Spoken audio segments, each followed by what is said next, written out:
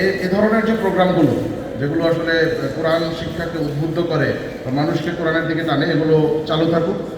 পবিত্র মাহে রমজান উপলক্ষে ময়মনসিংহের গফরগাঁওয়ে অনুষ্ঠিত হয়েছে কোরআন তেলাওয়াত প্রতিযোগিতা 2026। সামাজিক সংগঠন গফরগাঁও হেল্পলাইনের উদ্যোগে এই প্রতিযোগিতার আয়োজন করা হয়। রবিবার 25 রমজান গফরগাঁও উপজেলা অডিটোরিয়ামে এই প্রতিযোগিতা অনুষ্ঠিত হয়।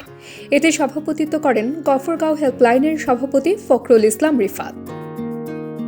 অনুষ্ঠানে প্রধান অতিথি হিসেবে উপস্থিত ছিলেন গফরগাঁও উপজেলা নির্বাহী কর্মকর্তা এম আব্দুল্লাল মামুন।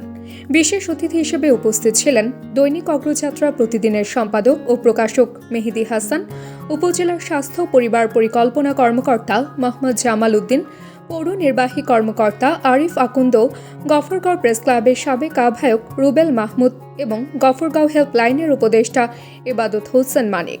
এ সময় গফরগাঁও হেল্পলাইনের প্রতিষ্ঠাতা আকরাম হোসেন তাহসিন সহ স্থানীয় গণ্যমান্য ব্যক্তিরাও উপস্থিত ছিলেন।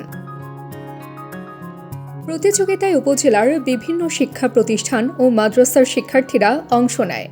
সুললিত কণ্ঠে পবিত্র কোরআন তেলাওয়াত করে প্রতিযোগীরা উপস্থিত দর্শক ও অতিথিদের মুগ্ধ করে। শেষে বিজয়ীদের হাতে ক্রেস্ট ও নগদ পুরস্কার তুলে দেন অতিথিরা। এতে প্রথম স্থান অধিকারীকে 7,000 টাকা, দ্বিতীয় স্থান অধিকারীকে 5,000 টাকা এবং তৃতীয় স্থান অধিকারীকে 3,000 টাকা প্রদান করা হয়। আয়োজকরা জানান, নতুন প্রজন্মকে কোরআনের শিক্ষা ও আদর্শের প্রতি আগ্রহী করে তুলতেই এই আয়োজন করা হয়েছে। ভবিষ্যতেও এ ধরনের উদ্যোগ অব্যাহত থাকবে বলে জানান তারা। হেল্পলাইন সকলের কাছে একটি আস্থার নাম, সুপরিচিত একটি নাম। তাদের অনেক ভালো কাজের প্রশংসা যেমন রয়েছে, তাদের কাছে মানুষের প্রাপ্তি প্রত্যাশা অনেক বেশি রয়েছে। গফরগাঁও হেল্পলাইন তাদের কার্যক্রম প্রসারিত করছে। আমরা তাদের উপযুক্ত সফলতা কামনা করি। যে দিনই কাজ, অর্থাৎ আমাদের যে ধর্মীয় বিশ্বাস বা ধর্ম, তো সেখান থেকে কোরআন তেলাওয়াতের এই কাজটা তারা এখানে উদ্যোগ গ্রহণ করেছে, এই জন্য আমি ধন্যবাদ জানাচ্ছি। তার শুধু ফেসবুক কেন্দ্রিকে নয়, বাস্তবেও আছে। অধিকাংশ ক্ষেত্রে দেখা যায় যে ফেসবুকে আসলে অনেক কিছুই করা হচ্ছে, বাস্তবে তার কোনো আসলে অস্তিত্ব নেই। সম্মানিত এই হেল্পলাইনের সদস্য সহ আমরা যারা আছি, আমরা যদি এই আয়োজন যে করেছি, আয়োজন থেকে যদি আমরা নিজেরা কোরআন তেলাওয়াত করি এবং তা অনুযায়ী যদি আমল করি, তো অবশ্যই কালকে আমাদের দিন আল্লাহ তাআলা আমাদের পিতামাতাকে এমন এক কাজ দিবে যা সূর্যের কিরণ থেকে অধিক আলোকিত হবে। আসসালামু আলাইকুম।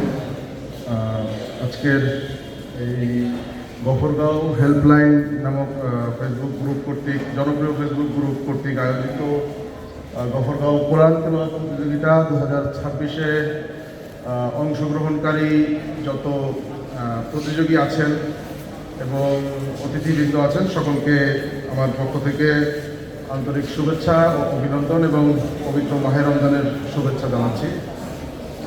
আপনারা সকলেই পবিত্র মাহে রমজানের যে তাৎপর্য, তার সম্পর্কে যথেষ্ট অবগত আছেন এবং এই পবিত্র রমজান মাসে কিন্তু কোরআন নাজিল হয়েছিল।